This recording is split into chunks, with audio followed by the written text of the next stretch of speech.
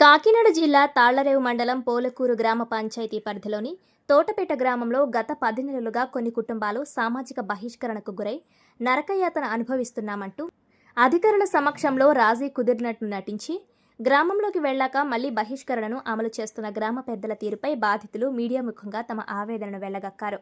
బాధితులు తెలిపిన వివరాల ప్రకారం గ్రామంలోని కొన్ని కుటుంబాలను లక్ష్యంగా చేసుకుని అమానవీయ ఆంక్షలు విధిస్తున్నారన్నారు. బయట పనులకు వెళ్లనివ్వకుండా అడ్డుకోవడం, కనీసం కిరాణా కొట్టులో నిత్యావసరాలు కూడా అమ్మకపోవడం, వరికోత మిషన్లను తమ పొలాల్లోకి రాకుండా అడ్డుకోవడం, హోటళ్లలో టిఫిన్ ఇవ్వకపోవడం, గ్రామాల్లో జరిగే శుభకార్యాలకు ఇతర కార్యక్రమాలకు రానివ్వకుండా కట్టుబాట్లు విధించడం, కనీసం రోడ్డుపై నడిచి వెళుతుంటే దారి ఇవ్వకపోవడం, మోటార్ సైకిళ్లు, కార్లు వెళ్తున్నప్పుడు కావాలనే ఇబ్బందులకు గురిచేయడం వంటివి నిత్యకృత్యమయ్యాయంటూ బాధితులు వాపోయారు. ఈ వివాదంపై ఇప్పటికే జిల్లా collector, SP, Kakinada rural CI, Korangi SI మరియు తహసీల్దార్లకు ఫిర్యాదు చేశామని, అధికారులు సుమారు 8 సార్లు ఉభయ వర్గాలను పిలిచి కౌన్సిలింగ్ ఇచ్చినట్లు తెలిపారు. అధికారుల ముందు మేమంతా ఒకే కులం, ఒకే కుటుంబం, రేపటి నుండి కలిసి ఉంటామని చేతులు కలిపి వెళుతున్న గ్రామ పెద్దలు తీరా గ్రామానికి చేరుకోగానే వెలిని మరింత కఠినంగా అమలు చేస్తున్నారని బాధితులు ఆరోపించారు. కొందరు స్థానిక నాయకులు తమ స్వార్థ రాజకీయాల కోసం ఈ వివాదాన్ని మరింత రాజేస్తున్నారని ఆవేదన వ్యక్తం చేశారు.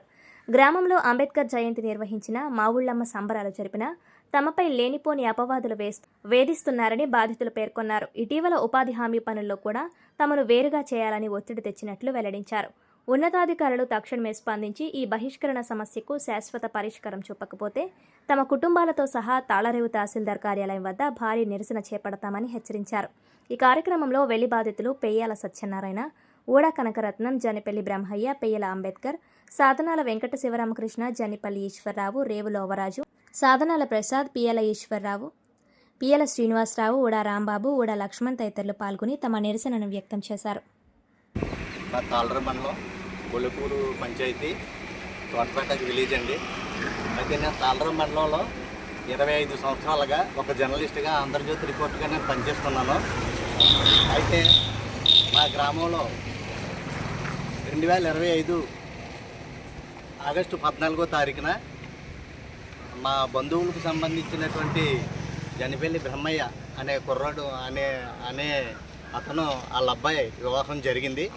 ఆ వివాహానికి గ్రామంలో ఎవరైనా వెళ్ళినట్లయితే వాళ్ళు జరిమానా విధిస్తామనేసి చెప్పి వాళ్ళని భయభ్రాంతులు చేసి మా గ్రామస్తులు వాళ్ళని ఆ కార్యక్రమంకి వచ్చిన వాళ్ళని వెలివేయడం జరిగింది. అయితే అది అప్పటి నుంచి కూడా అందులో నేను కూడా ఒక బాధితున్నే. అయితే ఆ సమస్యని మేము జిల్లా కలెక్టర్ గారికి, కాకినాడ రూరల్ సిఐ గారికి, కోరంగి ఎస్ఐ గారికి వీళ్ళందరికీ విన్నవించాము. కాకినాడ రూరల్ సిఐ గారి దగ్గర ఇరు వర్గాలని సమావేశపరిచి అక్కడ మాకు ఎటువంటి గొడవలు లేవండి, వెళ్ళి లేదు, ఏమీ లేదు. మాకు ఇళ్ల స్థలం దగ్గర చిన్న గొడవ వచ్చింది, మా మాట వెళ్ళలేదంటే మేము పాపంతో అలా చేసామని అనేసి ఒప్పుకున్నారు. అందుకు సాక్ష్యం కూడా సిఐ గారి దగ్గర చేసిన తీర్మానం కాపీ ఉంది. అదేవిధంగా ఒప్పుకొని వచ్చి గ్రామంలో అది ఎటువంటి అమలు చేయలేదు. దాన్ని మళ్ళీ యథాతథంగా వెళ్ళి అనేది కొనసాగించారు. మళ్ళీ అది ఆ సంఘటన కోరంగి ఎస్ఐ గారి దగ్గరికి వచ్చింది. కోరంగి ఎస్ఐ గారి దగ్గరికి వచ్చిన ఆయన కూడా ఇరు వర్గాలని పిలిచి ఇది కరెక్ట్ కాదు, మీరు అందరూ కలిసిమెలిసి ఉండాలంటే అలాగేనండి మేము కలిసిమెలిసి ఉంటామన్నారు. తర్వాత మళ్ళీ ఎంఆర్ఓ దగ్గరికి వచ్చింది ఆ విషయం. ఎంఆర్ఓ గారి దగ్గరికి వచ్చిన తర్వాత ఆ ఎంఆర్ఓ గారి దగ్గర కూడా అదే చేశారు. ఎంఆర్ఓ గారి దగ్గర శాంతి కమిటీ వేసి సమస్య ఏమీ లేదని పరిష్కరించేసామని ఒక కాపీ ఇచ్చారు. ఈ సమస్య మాత్రం ఇంకా నేటికి పరిష్కారం అవ్వలేదు, వెళ్ళి అనేది ఇంకా కొనసాగుతుంది. అయితే మా ఊళ్ళందరూ కూడా కూలీనాలి పనులు చేసుకునేవాళ్ళు, కౌలు వ్యవసాయాలు చేసుకునేవాళ్ళు. ఈ కూలీనాలి పనులు చేసుకునే వాళ్ళని కూలి పనులకి వెళ్ళకుండా అటవతల రైతులు కూలీ పని చెప్పకుండా మా గ్రామస్తులు అడ్డుకుంటున్నారు. అదేవిధంగా హోటల్కి వెళ్తే టిఫిన్ ఎవరు. పోలకూరు పంచాయతీ తోటపేట గ్రామం అండి. మా గ్రామంలో కొన్ని గొడవలు జరిగాయి. కొన్ని సందర్భాల వల్ల మేము ఒక వివాహ కార్యక్రమానికి మేము బంధువర్గంగా వెళ్ళి హాజరైనందుకు మా గ్రామస్తులు మమ్మల్ని తప్పుబట్టి మమ్మల్ని వెలివేసి పక్కన పెట్టడం జరిగిందండి. ఆగస్టు 15వ తారీఖు నుంచి ఈ రోజు వరకు కూడా మేము ఇలాగే ఉన్నాం. ఆ సందర్భంలో మేము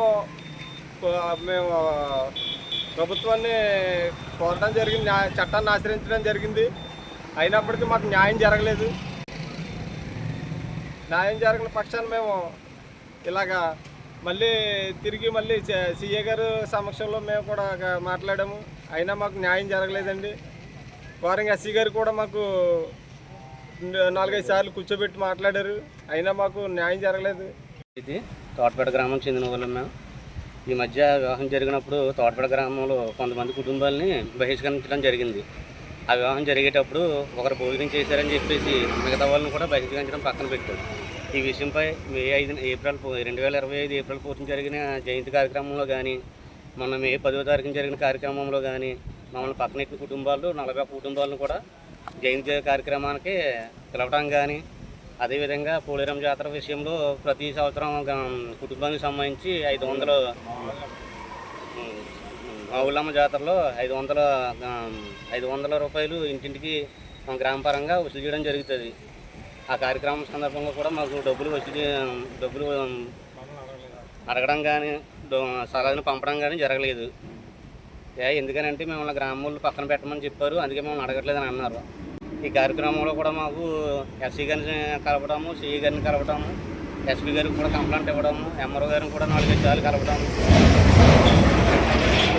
డీటీ గారు ఆర్డర్లో జరిగితే వచ్చిన తర్వాత ఎంఆర్ఓ గారు కూడా ఈరోజు కలవడం జరిగింది.